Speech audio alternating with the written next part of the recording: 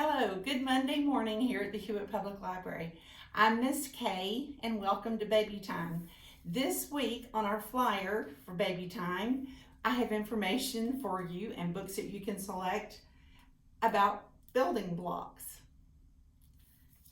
It's really important for your baby to play with blocks for their development. And so we give you some tips in there and some ways to put blocks out for your baby. Stay tuned as Miss Kelsey has a great video for you this week about helping your child learn to sit. We are very blessed to have Miss Kelsey add her professional videos each week, and we thank her. Y'all have a great week. Enjoy that baby. The time goes by way too fast. Bye-bye. See you next time. So let's talk about prop sitting, or more commonly called tripod sitting. He's a little bit past this, so I'm just going to demonstrate with him. They move through it really quickly, but the very early sitting skills, they're going to sit with their hands down like this, almost like they're folded in half, like a sandwich. And you can see he's wanting to pop out of it really quick. But if your little one is about 4, 5, 6 months and you're ready to start working on sitting, they have good head control, you can start working on that prop sitting. Here he's putting his weight through his arms, which is really important in prop sitting, and that is just another thing that's carrying over from that tummy time and is going to carry into crawling.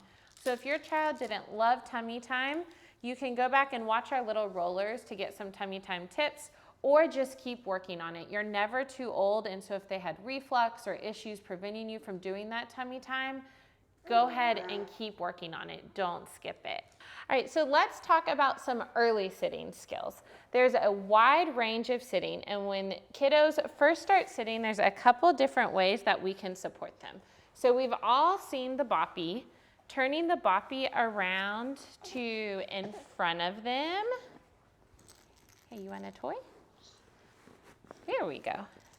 Is a great way to start working on that sitting. We're kind of giving them a full bubble. So if he falls backwards, I'm right here. If he falls forwards or sideways, the boppy's right there. Good job. You like that? You can also, when you place something in front, is a good opportunity to work on that weight bearing that they're going to need for crawling. So you can use a step stool, boppy, anything in front of them. And we're just moving their support surface up a little bit higher. So we've all seen those kiddos who do the tripod sitting or prop sitting. That's what they're going to do first. And then this is a great progression from the tripod sitting. So here he is. It's just giving him a little more independence because we have this to catch him. But he's still having to sit. I'm going to turn him sideways real quick.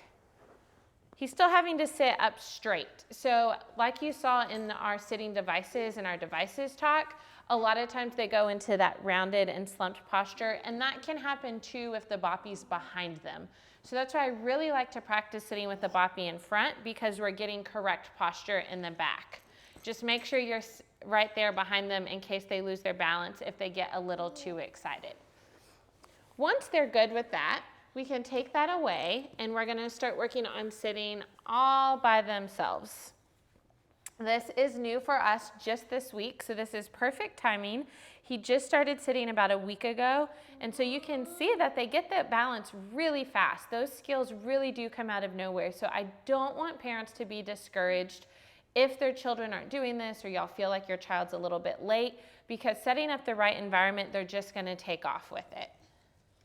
So in that sitting, we can see right now we have one leg in and one leg out. In the early sitting, they still need that little bit wider base of support. So you can help them play in that full ring sitting, but he's not quite ready for that. He needs just that little bit of extra support. And we really want to work on free movement. So we have them out of devices, and we're going to have him trying to reach in different directions to get his toys so that he can work on that balance. So he's going to have to reach and then come back up to sitting.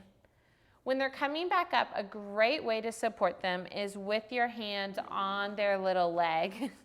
He's blowing raspberries on his rattle. You got it? Hey bud. Come here, let me see. There we go. So he's reaching forward and coming back up. We want to do this in all different directions, just like that prone pivot in a pre-crawling skills. We go to both sides. We want to work on both directions. Here he is. You can see my hand right here on his hip, helping him to come back up. Early sitting, you can get a false sense of confidence, so be really careful before you just walk away because they will topple faster than you think, which is also normal. And so let's talk about scooting those objects a little further out. He sees his dad and gets really excited. The other great thing about this 6 to 12 month range is they're really starting to socially engage and recognize faces. So use family members to motivate them, to keep them excited, friends, caregivers. Good job. So we want him to be able to go in and out of sitting. We don't want to just set our children down and them not be able to move freely. So we're going to scoot those objects a little bit further away. And as he leans to get them, you can see he's slowly working into that tummy time position. Tummy time's not something we just move on from after they've mastered it at 3 to 4 months. It's still an important skill. It's still a skill to develop core strength, shoulder girdle strength, visual field. A lot of people don't know as they start moving on their stomachs, they're starting to create a 3-dimensional vision and go from that 2-dimensional right in front of them to moving and creating a 3-dimensional. And if we skip crawling, we skip that visual development. It's not just about the strength.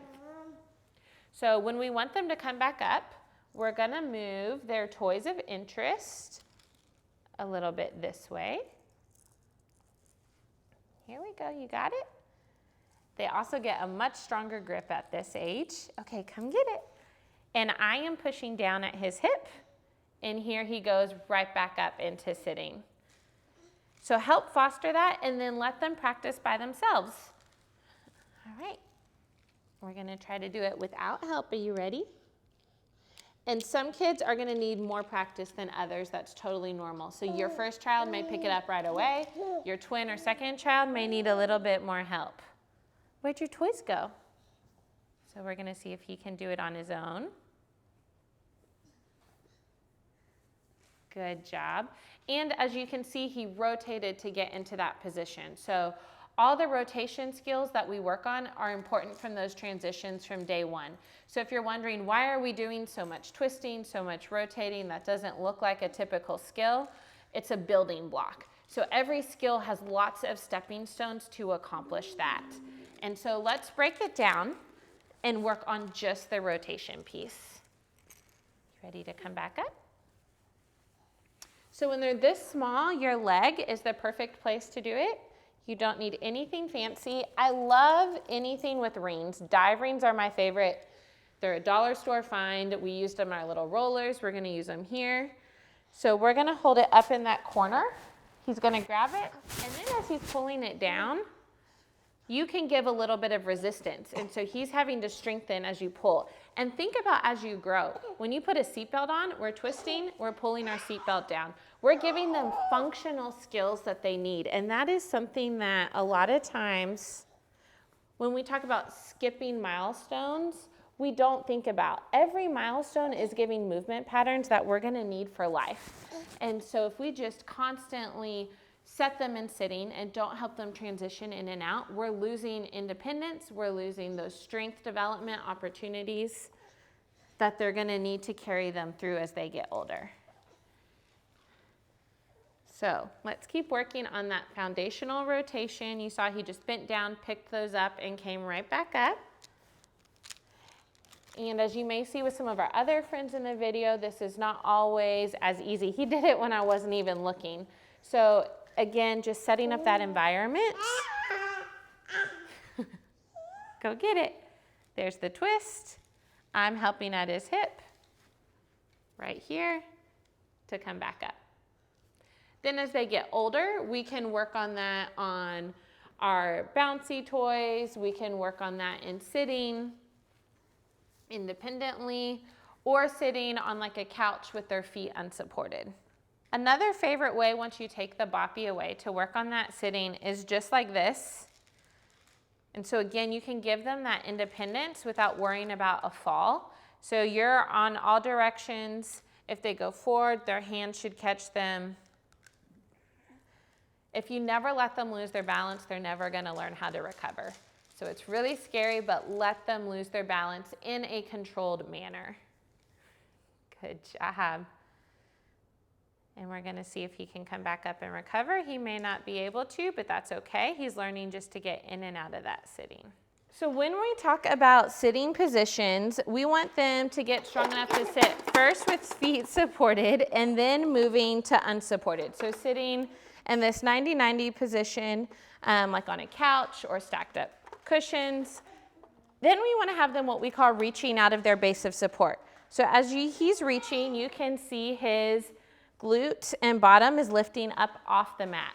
That forces him to engage his hip and core muscles, and then we're going to go back to regular sitting, and then let's see if he can reach this way. So you can see he doesn't want to go to this side quite as much. It goes back to always testing both sides because they're always going to go to their strongest side. So you always want to make sure they're working. So here I'm helping him shift just a little bit. You got it? It's right here. Come get it. There we go.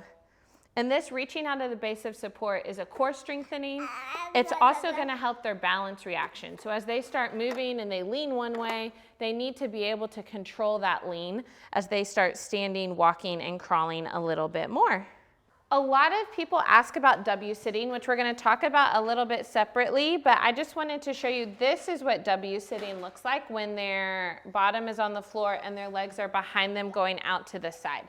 So like we talked about when we were discussing sitting positions, it's okay if they W sit sometimes. There's a lot out there about why W sitting is bad.